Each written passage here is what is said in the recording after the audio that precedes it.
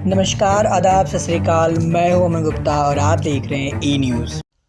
उत्तराखंड के स्थापना दिवस की आप सभी को बहुत बहुत बधाई। आज से ही उत्तराखंड के रजत जयंती वर्ष का शुभारंभ हो रहा है। यानी हमारा उत्तराखंड अपने 25वें वर्ष में प्रवेश कर रहा है। हमें अब उत्तराखंड के उज्जवल भविष्य के लिए अगले 25 वर्ष की यात्रा शुरू करनी है। इसमें एक सुखद संयोग भी है।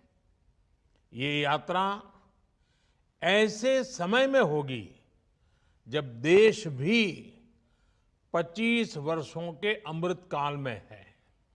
यानी विकसित भारत के लिए विकसित उत्तराखंड देश इस संकल्प को इसी कालखंड में पूरा होते देखेगा।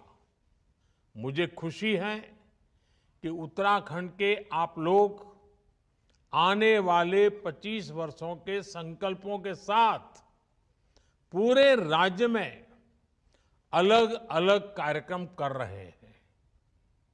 इन कार्यक्रमों के जरिए उत्तराखंड के गौरव का प्रसार भी होगा और विकसित उत्तराखंड के लक्ष्य की भी हर प्रदेशवासी तक बात पहुंचेगी। साथियों, आज 9 नवंबर है। 9 का अंक बहुत ही शुभ माना जाता है, शक्ति का प्रतीक होता है। आज मैं आपसे और उत्तराखंड आने वाले यात्रियों, श्रद्धालुओं से 9 आग्रह करना चाहता हूं।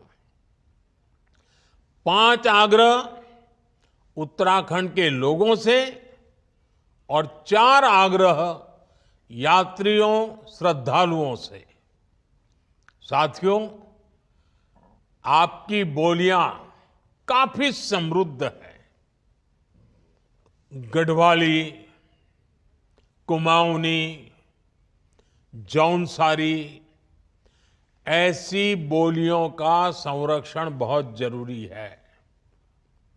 मेरा पहला आग्रह है कि उत्तराखंड के लोग अपनी आने वाली पीढ़ियों को जरूर ये बोलियां सिखाएं। ये बोलियां उत्तराखंड की पहचान को मजबूत बनाने के लिए भी जरूरी है। देवभूमि के लोग प्रकृति और पर्यावरण के कितने बड़े प्रेमी होती है, ये पूरा देश जानता है।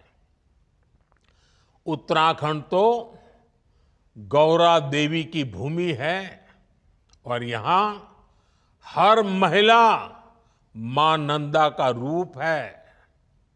बहुत आवश्यक है कि हम प्रकृति की रक्षा करें। इसलिए मेरा दूसरा आग्रह है, एक पेड़ मां के नाम। हर किसी ने इस आंदोलन को आगे बढ़ाना है।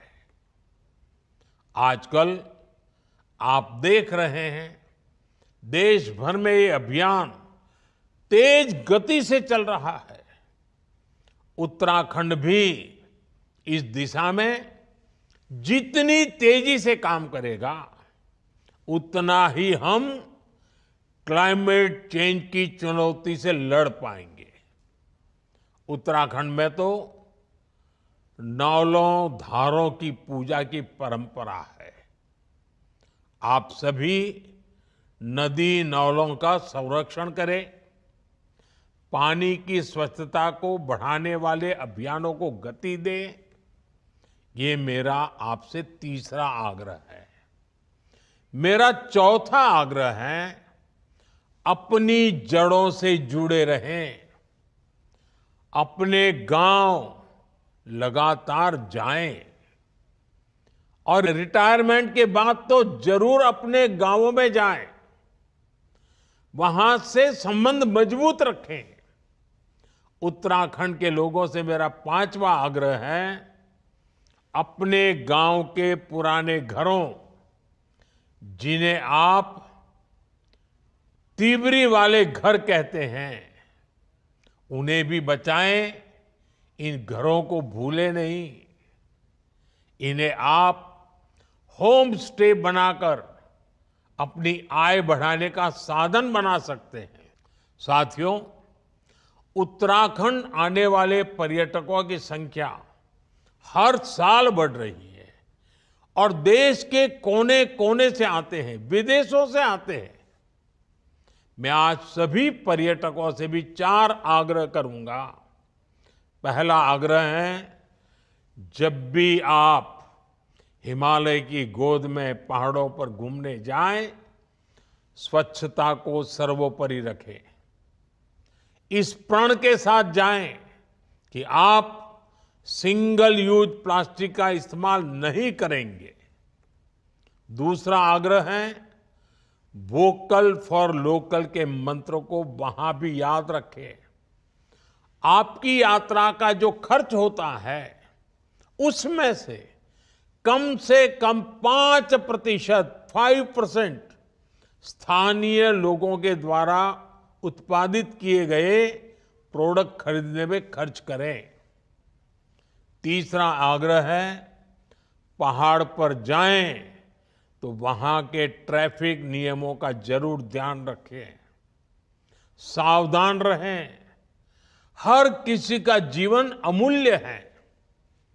मेरा चौथा आग्रह है, धार्मिक स्थलों के रीति रिवाजों, वहां के नियम कायदों के बारे में यात्रा से पहले जरूर पता कर ले।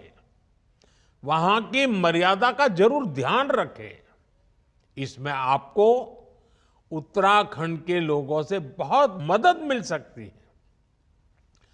उत्तराखंड के लोगों से 5 और उत्तराखंड आने वाले लोगों से मेरे 4 आग्रह देवभूमि के विकास में, देवभूमि की पहचान को मजबूत करने में बड़ी भूमिका निभाएंगे। साथियों, हमें उत्तराखंड को प्रगति के पथ पर तेज रफ्तार से आगे बढ़ाना है। मुझे विश्वास है, हमारा उत्तराखंड राष्ट्र के संकल्पों को पूरा करने में इसी तरह महत्वपूर्ण योगदान देता रहेगा। मैं एक बार फिर उत्तराखंड स्थापना रजत जयंती वर्ष की आप सबको बहुत बहुत शुभकामनाएं देता हूं। बाबा केदार आप सभी के जीवन को मंगलमय बनाए। बहुत बहुत धन्यवाद।